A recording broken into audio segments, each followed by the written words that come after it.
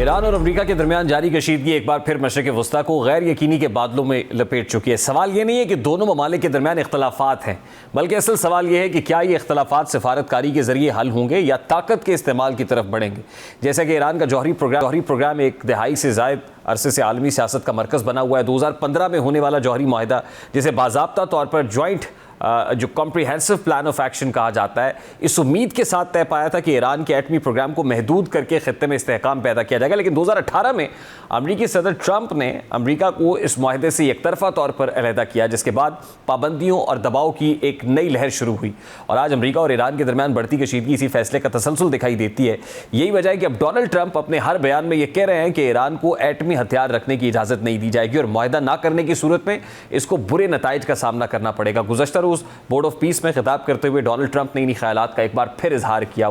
दरअसल अमेरिका की बुनियादी ख्वाहिश है कि ईरान न सिर्फ अपने जौहरी प्रोग्राम को सख्त बैनुल-अक़वामी निगरानी में दे, बल्कि बैलिस्टिक मिसाइल प्रोग्राम और खित्ते में अपने इत्तेहादी नेटवर्क्स जैसे कि लबनान, इराक और यमन में असर रसूख को भी महदूद करे। अमेरिका के नज़दीक ईरान का जौहरी प्रोग्राम महज तवानाई तक महदूद नहीं, बल्कि इसमें अस्करी पहलू भी मौजूद है जिसे रोका जाना ज़रूरी है। दूसरी जानिब ईरान की तरजीह कुछ मुख्तलिफ है। ईरान का मौक़िफ़ यह है कि उसे पुरअमन जौहरी तवानाई के हुसूल का हक़ हासिल है। ईरान चाहता है कि अमरीका पहले आयद करदा इक़्तिसादी पाबंदियाँ ख़त्म करे, उसकी तेल की बरामदात बहाल हों और उसे आलमी मालियाती निज़ाम तक मुकम्मल रसाई भी दी जाए। इस सारे मामले पर बात करेंगे। इस वक्त senior defence analyst brigadier retired Harin में ज्वाइन किया है। अस्सलाम वालेकुम ब्रिगेडियर साहब, बहुत बहुत शुक्रिया आपके वक्त के लिए। ब्रिगेडियर साहब, बोर्ड ऑफ पीस के अंदर जो प्रेसिडेंट ट्रंप ने कहा वो ज़ाहिर है सबके सामने, और ये किसी से ढका छुपा नहीं है। अमेरिका का जो प्लान है हर तरफ से ईरान को घेरे में लेना, वहाँ पर बहरी बेड़े बड़ी तेज़ी से पेशकदमी करते हुए हमें दिखाई दिए उस वक्त के जब ओमान के अंदर जो है वो डायलॉग हुआ। फिर जिनेवा के अंदर हमने मुज़ाकरात का दूसरा दौर देखा कि इंगेज तो किया जाए दुनिया को दिखाने के लिए कि हम बातचीत करना चाहते हैं, लेकिन अल्टीमेटली ईरान हदफ नज़र आ रहा है और लगता यह है कि US can do anything for that, यानी अपने उस मकसद को अचीव करने के लिए वो किसी भी नहज तक जा सकता है। देखिए, बात यह है कि बिल्कुल जो इरादे ये अमेरिका के बड़े ख़तरनाक हैं और इट इज़ वेरी अनफेयर कि आप एक मिलिट्री पावर हैं, आप एक सुपर पावर हैं और आप एक सॉवरेन मुल्क को सिर्फ इसलिए कोर्स कर रहे हैं, ब्लैकमेल कर रहे हैं, प्रेशर डाल रही है कि आप जो चाहें कर सकते हैं, और वो भी ख़ास तौर पे इसलिए कि इजराइल यही चाहता है। एक बराबरी की बुनियाद पर आप अगर डायलॉग कर रहे हैं तो आप कम अज़ कम जो इंटरनेशनल कवानीन है उसकी तो फॉलो करें। इंटरनेशनल कवानीन में है कि every country has a right कि अपनी मेडिकल के लिए और एनर्जी के लिए वो 2.5 या 3.5 ये है जो इंटरनेशनल एटॉमिक एनर्जी कमीशन का एक अलाउड एनरिचमेंट प्लान है, आप वो कर सकते हैं।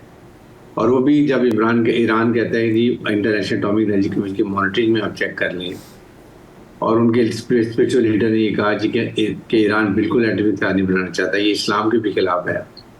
आपने कहा कि हमने ईरान की तारीख एटमी तरतबी तबाह करके रख दी है। इवन देन आप दोबारा ये करें, ईरान विल ओपन से कि जी ठीक है आप आएँ, इंटरनेशनल एटॉमिक एनर्जी कमीशन आए, हर जगह इंस्पेक्शन करें, मॉनिटरिंग करें, और जितनी एनरिचमेंट हमें इंटरनेशनली अलाउड है हमें वो अलाउ करें। देखिए भाई साहब, Iran is very open for that. कता कलामी के लिए माजर। जौहरी प्रोग्राम पे तो वो कहते हैं बात करें, जब चाहे बात करें, जैसे चाहे बात करें, लेकिन अमेरिका का हदफ तो यहाँ पे सिर्फ जौहरी प्रोग्राम नहीं, वो तो बैलिस्टिक मिसाइल प्रोग्राम को भी तबाह करना चाहता है, उसके साथ साथ रेजिम चेंज चाहता है अल्टीमेटली। देखें, दिस इज अनफेयर। आप मुझे बताएं कि एक तरफ इजराइल पूरा भरा बैठा न्यूक्लियर पावर है और उसके बाद हर किस्म की उसके पास मिलिट्री पावर है। ईरान अपने दिफा के लिए हर किस्म का उसका हक है कि वो जो भी बनाए। यस, अगर वो अग्रेसिव हो रहा है, किसी मुल्क पे जाकर अटैक कर रहा है, then you are suppose to neutralise it. वो अगर थ्रेट है इजराइल का, तो वो अपने जो सुपरसोनिक हाइपरसोनिक मिसाइल बनाए हैं जो कि उसने दिखाए इजराइल को नुकसान करके, दैट इज ओनली रीजन। अगर ये मिसाइल प्रोग्राम को ख़त्म कर दे तो ये सिटिंग डक, फिर तो आप जब जाएँ जाके उस पर कब्जा कर लें। आप उसके वो भी ख़त्म करना चाहते हैं, आप उसके ऑयल रिजर्व और गैस रिजर्व पे कब्जा करना चाहते हैं। आपकी एक और कंडीशन है कि जो उसकी जो प्रॉक्सी थी पहले, हिजबुल्लाह है, हमास है, हूतीज़ हैं, उसके बाद सीरिया है, वो आपने पहले ही न्यूट्रलाइज कर दी, बिल्कुल आप इनफेक्टिव कर दिए। अब आप उससे और क्या चाहते हैं? सीरिया के थ्रू जो उनको आप मदद देता वो भी नहीं दे सकता।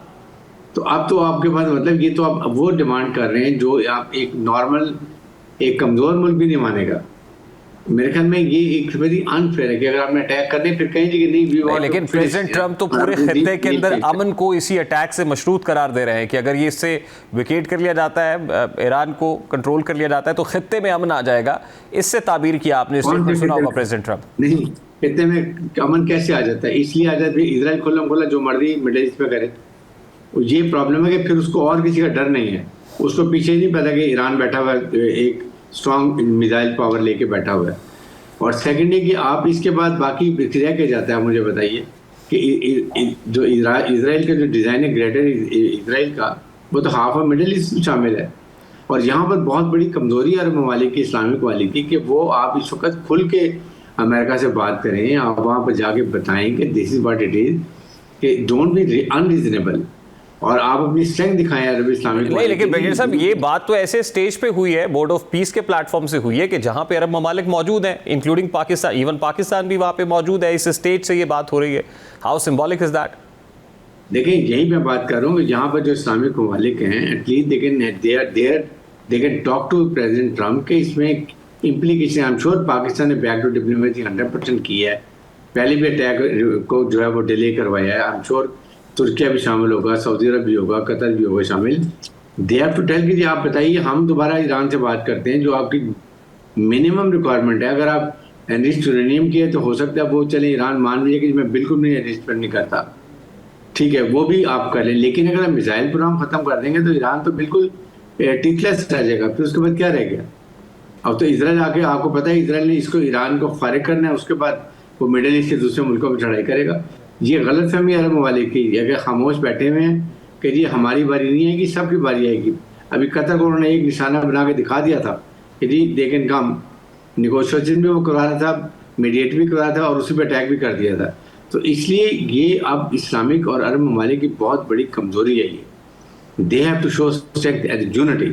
57 कंट्रीज हैं, कम से कम कहीं तो खड़े हों। अच्छा ब्रिगेडियर साहब, अभी हाल ही में ईरान में जो कुछ हुआ था, एक इंस्टेबिलिटी हुई, कियोस नज़र आया, एहतजाज नज़र आया, तो उस वक्त सऊदी अरब और दीगर अरब ममालिक ने बड़ा अच्छा रोल प्ले किया, बड़ा सेंसिबली प्ले किया, और अल्टीमेटली उसको अवॉइड कर लिया गया। लेकिन अब at this point in time आप क्या मुतालबा कर रहे हैं, क्या किया जा सकता है इस सिचुएशन से? क्योंकि अल्टीमेटम तो वो 10 डेज़ की बात भी कर रहे हैं प्रेसिडेंट ट्रम्प। इसमें अरब ममालिक को चाहिए कि ओपन कहें कि we have no threat from Iran, we have no problem. और ये बिल्कुल हमारी ईरान से बात हुई है, उसका कोई ऐसे ऑफेंसिव डिज़ाइन नहीं, ये है भी नहीं, ईरान का कभी भी डिज़ाइन नहीं था। इसलिए देखें उन्होंने क्या प्लान किया हुआ था, उन्होंने ईरान का हवा क्रिएट किया कि Iran is becoming a big power, और ये मिडिल ईस्ट कंट्रीज जो है, जो सुन्नी के एरिया जो कंट्रीज हैं, इनको वो चाहता है नुकसान पहुँचाना, इस पर कब्जा करना, जिसकी वजह से ट्रिलियंस ऑफ डॉलर्स का वो से उन्होंने वेपन एमुनिशन जो है वो ये मिडिल ईस्ट को बेचा है। सऊदी अरब को देख लें, कतर को देख लें, कुवैत को देख लें, बहरीन को देखें, कोई कौन सा मुल्क है जिस, या यूएई को देखें, ट्रिलियंस ऑफ डॉलर्स के वेपन एमुनिशन उन्होंने अमेरिका ने बेचा इनको, अपनी वॉर मशीनरी चलाई है और उसका हवा क्रिएट किया हुआ है। ईरान को इसलिए उन्होंने, अब ईरान को अपने चाइना ने बड़ा मीडिएट करके सऊदी अरब को, ईरान को, Pakistan must have taken their own part, इनको करीब लाए, इनके वो तहफ़्फ़ुज़ात ख़त्म किए। Now they are close to each other, they understand each other reality. इससे बड़ा फ़र्क पड़ा। ये प्रॉब्लम है नहीं उनको, अमेरिका को, इजराइल को पसंद कि वो अब ईरान और मिडिल ईस्ट कंट्रीज आपस में दे कम क्लोज, फिर उनकी ये चीज़ें ख़त्म हो जाएंगी। That is the reason they want कि इस इशू को लेके चलें। और कोई जुल्म की इंतहा, आप वेनेजुएला पे चढ़ाई कर दिया, अपने पाकिस्तान प्रेसिडेंट को उठा के ले आए, इसलिए कि वो आपकी बात नहीं मानता।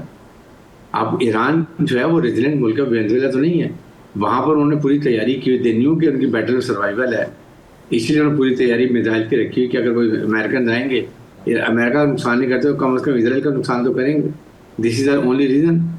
ईरान ने ओपनली किया कि yes then we will go for it, और बाकी middle east country frankly telling वो अमेरिका से बात कर रहे हैं कि ईरान पे नहीं जाएं, वी हैव नो थ्रेट, नाम अपनी स्पेस देंगे आपको इस्तेमाल करने के लिए। बिल्कुल सही।